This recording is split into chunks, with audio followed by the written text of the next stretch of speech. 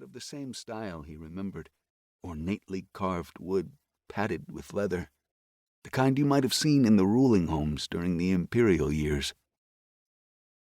Carrick was seated before a reading table, poring over a book. Silas barely recognized him. His hair and beard had turned almost white. His skin was loose and sallow, and his eyes had retreated into dark hollows. Their old intensity had dwindled into a dim red glow. But he smiled, looked up from the pages of handwritten text, and advanced through a cross pattern of pink sunlight with his arms extended. "Silas," he said, "it's good to see you." He clasped Silas and held him for a long moment. Out of character, that was. Carrick Endine was a man of cool temperament. "You didn't expect me back, did you?" Silas had had his doubts as the months wore on. "I wasn't sure," he said. The boy came in with water and began filling the containers in the kitchen. Carrick motioned Silas into a chair, and they made small talk until they were alone. Then Silas leaned toward his old friend and lowered his voice. "What happened?" he asked. "Did you find it?" The windows were open. A cool breeze rippled through the room. Curtains moved. "No." Silas felt an unexpected rush of satisfaction. "I'm sorry."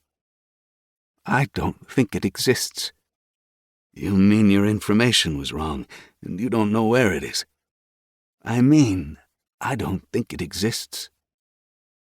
Carrick extracted a bottle of dark wine and a pair of goblets from a cabinet. He filled the goblets and handed one to Silas. "To Haven," said Silas, "and old friends." Carrick shook his head. "No, to you, Silas, and to home, to Illyria." While they drank off the first round, the boy brought Silas a damp cloth. He wiped the dust of the road from his face and draped the cloth around his neck. "Feels good." Carrick's gaze was distracted and remote. "I missed you, Silas," he said. "What happened out there?" asked Silas. "Did everyone get back okay?" The older man's expression remained rock-hard. "Who did you lose?" The Mississippi was visible through the windows. Carrick got up, looked out at it, and finished his wine. "Everybody," he said. "I came home alone." His voice shook. Silas lowered his glass, never taking his eyes off his old friend. "What happened?" Carrick's breathing was loud.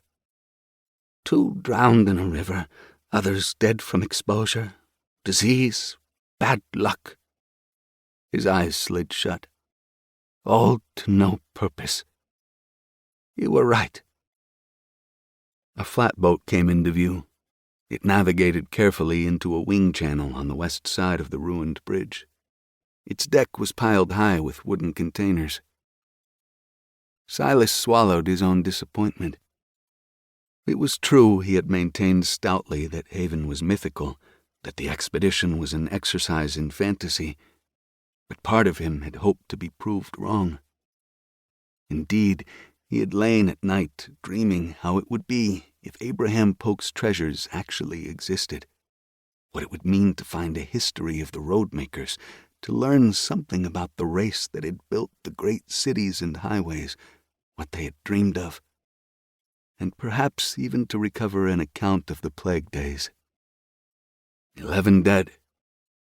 Silas had known most of them.